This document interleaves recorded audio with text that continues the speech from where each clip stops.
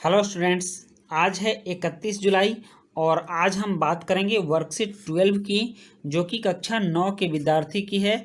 और इस वर्कशीट में हम लोग हिंदी व्याकरण को देखेंगे। तो देखते हैं कि इस वर्कशीट में हमें क्या जानना है। कह रहा है कि हम सभी बातचीत में कभी कभी एक शब्द का प्रयोग कई बार कर देते हैं और कभी कभी तो कुछ शब्दों को जोड़कर नया शब्द बना लेते हैं। यह कार्य कोई विद्वान ही नहीं, सामान्य व्यक्ति भी कर सकता है। शब्द निर्माण का यह कार्य जाने अनजाने में होता रहता है। सजग रूप से यह कार्य व्याकरण में उपसर्ग, प्रत्यय, संधि, समास आदि द्वारा किया जाता है और इससे हमारी भाषा मजबूत होती है। आइए समझते हैं कि उपसर्ग क्या है। तो इसका मतलब कि इस वर्कशीट में हमें इस उपसर्ग के बारे में समझना है।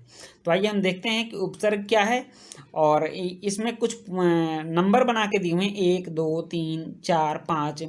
उन क्रम से ही हम इस वर्कशीट को समझेंगे। तो पहला हमने देख लिया कि पहले क्रम में दिया है कि क्या पढ़ना है, तो हम जान गए कि उपसर्ग पढ़ना है। अब दूसरे में उपसर्ग के बारे में देखते हैं क्या दिया हुआ है। कह रहा है उपसर्ग दो शब्दों उप और सर्ग, उप जोड़ सर्ग, उप धन सर्ग के मेल से बनता है। उप का अर्थ होता है समीप, नज़दीक, नियर, ठीक। और सर्ग का अर्थ होता है सृष्टि या बनाना या निर्माण करना या मेकिंग भी उसको कह सकते हैं। किसी भी चीज़ को बनाना उसको सर्ग कहते हैं। और उप का मतलब निकट होता है, जिससे इसका अर्थ है पास में बैठाकर दूसरा नया अर्थ वाला शब्द बनाना। उपसर्ग का मतलब होता है कि उसको किसी भी शब्द में जोड़कर कोई नया अर्थ वाला शब्द बनाना, उसको उपसर्ग कहते हैं। जैसे कि हार के पहले प्र उपसर्ग लगा दिया गया है। हार के पहले अगर प्र उपसर्ग लगा दिया गया तो एक नया शब्द प्रहार बन जाता है और जिसका नया अर्थ हुआ मारना। तो इस तरह से उपसर्ग जो है वह शब्द के पहले लगता है। यहाँ पिक्चर भी दिया हुआ है, प्र हार का चित्र दिया हुआ। हार के पहले अगर हम प्र लगा देते हैं और उसके बाद इस दोनों को जोड़ते हैं तो दोनों से कुछ नया और तीसरा ही शब्द बनता है और वो होता है मारना। इससे पता चलता है कि उपसर्ग शब्द के पूर्व में, मतलब पहले, शब्द के पहले जुड़कर उसके अर्थ को बदल देते हैं। और उपसर्ग मनुष्य की मूंछ की तरह सदैव आगे ही लगता है। यहाँ तो मूंछ और पूंछ वाली बात आ गई। मूंछ जैसे मनुष्य के आगे लगता है, मुंह पे लगता है, उसी तरह उपसर्ग भी मूंछ की तरह आगे ही लगता है। जैसे मूंछ के लगते ही मनुष्य के चेहरे पर परिवर्तन दिखाई पड़ता है, लुक ही बदल जाता है, ठीक ना। किसी एक व्यक्ति को आप मूंछ के साथ देखिए, फिर उसी व्यक्ति को बिना मूंछ के देखिए, पहचान ही नहीं पाएंगे।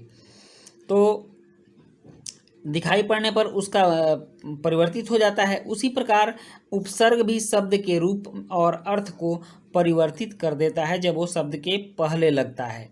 उपसर्ग के विपरीत प्रत्यय पूंछ की तरह होता है। एक होता है उपसर्ग, आपने देखा है उपसर्ग, और दूसरा होता है प्रत्यय। तो कह रहा है कि उपसर्ग शब्द के आगे लगता है तो यह मूंछ की तरह होता है, और प्रत्यय शब्द के बाद में लगता है इसलिए यह पूंछ की तरह होता है। तो यहाँ मूंछ और पूंछ को समझ लेते हैं हम। उपसर्ग के विपरीत प्रत्यय पूंछ की तरह है जो सदैव शब्द के पीछे लगता है। जैसे कि ये पूंछ बिल्ली के पीछे लगी हुई है, उसी तरह प्रत्यय भी शब्द के पीछे लगता है। और उपसर्ग के अपने अर्थ होते हैं, फिर भी इसका अलग से प्रयोग नहीं होता। ये अन्य शब्दों के साथ मिलकर उनके एक विशेष अर्थ का बोध कराते हैं। मतलब उपसर्ग का प्रयोग कभी भी अकेले नहीं होता है, जब भी होगा तो किसी शब्द के साथ ही उपसर्ग का प्रयोग होगा।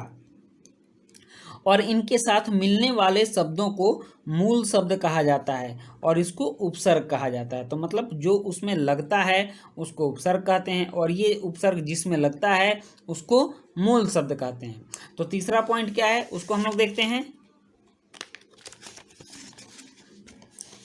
तीसरा पॉइंट है वह शब्द अथवा शब्दांश या वर्ण, वह शब्द अथवा शब्दांश मतलब शब्द का अंश, या वर्ण, वर्ण मतलब अक्षर, या तीन चीज शब्द, शब्दांश और वर्ण, जो अन्य शब्दों के आगे जुड़कर, शब्दों के पहले जुड़कर नए अर्थ उत्पन्न कर देते हैं तो उपसर्ग कहलाते हैं, ठीक ना। तो उपसर्ग वे हैं जो शब्दों के पहले लगते हैं और कुछ नया अर्थ बनाते हैं, उसको उपसर्ग कहते हैं। उपसर्ग कोई शब्द या शब्दांश और अव्यय है। अव्यय मतलब जो कभी बदला नहीं जाता है, जिसका रूप नहीं बदलता, उसको अव्यय कहते हैं। तो ये क्या है? ये कोई शब्द हो सकता है, कोई शब्दांश हो सकता है, या फिर कोई अव्यय हो सकता है, जो सदा अन्य शब्द के आगे जुड़ता है और इसका स्वतंत्र प्रयोग नहीं होता है। मतलब कि उपसर्ग का कभी भी स्वतंत्र रूप से प्रयोग नहीं होता है। जब भी इसका प्रयोग होता है तो किसी शब्द के साथ ही होता है और वो भी शब्द के पहले जुड़ता है। तो जिस शब्द के आगे जोड़ा जाता है उसमें विशेषता या नयापन लाता है। उस शब्द का कुछ विशेष अर्थ हो जाता है, उसमें कुछ नयापन आ जाता है। इससे अनेक प्रकार के शब्द एवं रूप बनते हैं। तो अब देखते हैं कि चौथे पॉइंट में कि कैसे कैसे शब्द और कैसे कैसे रूप बनते हैं। तो यहाँ से शुरू किया गया है संस्कृत के उपसर्ग। यहाँ पर संस्कृत के कुछ उपसर्ग दिए गए हैं। अ, अति, अधि, अनु, अप, अपि, अभि, अ, उत, उद, उप, दुस, दुर, निस, ये सब संस्कृत के 22 उपसर्ग दिए गए हैं। और दूसरे में हिंदी के उपसर्ग, तो हिंदी भाषा के 10 उपसर्ग हैं। हम लोग जानते हैं कि हिंदी भाषा में बहुत सारे शब्द संस्कृतों से भी आते हैं, जिनको कि तत्सम कहते हैं। तो हिंदी भाषा में संस्कृत का प्रभाव पड़ता है, इसीलिए संस्कृत के उपसर्ग को इसमें जोड़ा गया है। और दूसरे में कह रहा है हिंदी के उपसर्ग। हिंदी भाषा के कौन कौन उपसर्ग हैं? तो इनकी संख्या 10 है और ये हैं अ या अन, अद या औ या औ, उन, क, कु, दु, नि, भर, स, सु, बिन। इस तरह से हिंदी भाषा में 10 उपसर्ग हैं। और तीसरा उपसर्ग उर्दू भाषा के भी उपसर्ग होते हैं, जिसको कि हम हिंदी भाषा में प्रयोग करते हैं। आप लोग देशज विदेशज सब समझते हैं ना, तो ये सब आते हैं उर्दू भाषा के कम, खुश, गैर, दर, ना, बे, ला, बद, बर, सर, हम, हर, ये 12 उपसर्ग हैं। तो आप देख लेंगे संस्कृत भाषा के 22 उपसर्ग हैं, हिंदी के 10 उपसर्ग हैं और उर्दू के 12 उपसर्ग हैं।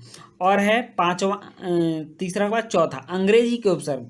कुछ अंग्रेजी के उपसर्ग भी हिंदी में प्रयोग किए जाते हैं, जैसे सब इंस्पेक्टर आपने डिप्टी, डिप्टी कलेक्टर सुना है ना, वाइस, तो वाइस चांसलर, जनरल, जनरल भी एक उपसर्ग है अंग्रेजी भाषा का, चीफ, हेड आदि। और इसके बाद है कि उपसर्गवत अव्यय, संज्ञा, सर्वनाम, विशेषण, ये भी कुछ होते हैं जो कि उपसर्ग के रूप में प्रयोग किए जाते हैं, जैसे अदह, अंतः, अ, चिर, पुनर्, बहिर, सत्य, पुराक्ष, सम, सह, अन, अंतर, का, कु, न, परा, स, अलम, आविश, तिरक्त, पुरस, प्रादुर इत्यादि। ये सब उपसर्ग अव्यय, संज्ञा, सर्वनाम और विशेषण से लिए गए हैं। तो इस तरह के भी उपसर्ग होते हैं। और इन उपसर्गों के कुछ उदाहरण भी दिए हुए हैं, जैसे अन, उपसर्ग अन, और इसका अर्थ होता है निषेध के अर्थ में, मतलब मना करने के अर्थ में अन का। जिसमें अन लग जाएगा उसका मतलब मना करना हो जाएगा। अनमोल मतलब जिसका कोई मोल ना हो। अलग, अलग मतलब वो अलग रहते हैं, दूर रहते हैं, लगाव ना हो उनमें। अनजान नहीं जानते हैं, पहचानते नहीं हैं। अनकहा बिना कहा हुआ, अनदेखा बिना देखा हुआ इत्यादि। और एक है अति, अति का मतलब होता है अधिक, ऊपर। तो अतिकाल मतलब ज़्यादा समय से। अत्याचार मतलब बहुत ज़्यादा अत्याचार। अतिरिक्त खाली, अतिशय, अत्यंत, ये सब उपसर्ग हैं और इनसे बने ये शब्द हैं। सब मतलब अधीन होता है, उसके नीचे होता है, जैसे सब जज मतलब जज के अधीन, जज के नीचे। सब कमेटी जैसे मूल कमेटी के नीचे, कमेटी के नीचे, कमेटी के अधीन। सब इंस्पेक्टर मतलब इंस्पेक्टर के अधीन, इंस्पेक्टर के नीचे। तो इस तरह से कुछ उपसर्ग हैं और उनके अर्थ भी दिए हुए हैं कि उनका अर्थ क्या होता है लगने के बाद, और उपसर्ग से कैसे कैसे शब्द बनते हैं ये उदाहरण के रूप में दिया हुआ है। और 5वें नंबर पे आता है कि अभ्यास। इसका अभ्यास करना है कि कुछ शब्दों में से मूल शब्द और उपसर्ग को अलग कीजिए। तो इसको हम लोग लिख लेते हैं कि मूल शब्द और उपसर्ग इसमें क्या क्या हैं, तब देखते हैं इसको।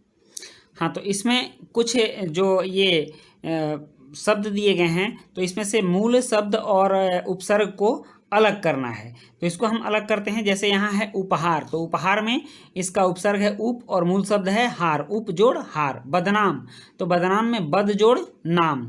आजन्म में आ जोड़ जन्म। अधोगति में अधो जोड़ गति। पराधीन में पर जोड़ अधीन। बाकायदा में बा जोड़ कायदा। और प्रत्यक्ष में प्रति जोड़ यक्ष, निडर में नी जोड़ डर। ऐसे करके इसको हम लोग अलग कर लेंगे। और नेक्स्ट कह रहा है कि निम्नलिखित उपसर्ग से दो दो शब्द बनाइए। तो इसमें अति से हमने बनाया है पहला अतिकाल, अतिरिक्त। आ से बनाया है आजन्म और आकार। हम पर से बनाया है पराधीन और पराभव। और हम से बनाया हमराही और हमसफर। नेक्स्ट और है कह रहा है निम्नलिखित शब्दों में उपसर्ग जोड़कर नए शब्द बनाइए। तो इसको भी हम लोग देख लेते हैं कि इससे कौन कौन से शब्द बनते हैं। तो यहाँ इन शब्दों से हमने जो जोड़ करके उपसर्ग जोड़ करके जो शब्द बनाया है तो देख लेते हैं इसको। पुत्र है तो पुत्र में हमने कु उपसर्ग लगाया, कुपुत्र हो गया। हाजिर में गैर उपसर्ग लगाया, गैर हाजिर हो गया। ज्ञानी है तो ज्ञानी में अ उपसर्ग लगा के अज्ञानी बना दिया। और हार है तो इसमें आ उपसर्ग लगाया, आहार हो गया। गत है तो इसमें सु जोड़ अ, इसमें दो उपसर्ग लग रहा है तब स्वागत हो जाता है। एक गत है तो इसमें अ उपसर्ग लगा दिया, अवगत हो गया। और दूसरा है सूरत तो इसमें बद लगा दिया, बदसूरत हो गया। और नेक्स्ट है पेट तो पेट में भर उपसर्ग लगा दिया, भर पेट हो गया। तो इस तरह से आपका जो ये वर्कशीट है ये वर्कशीट 12 कंप्लीट होता है। और आगे भी इस चैनल पर आपके वर्कशीट आते रहेंगे, इसलिए आप लोग इस चैनल को सब्सक्राइब करें और अपने दोस्तों के बीच ज़रूर शेयर करें।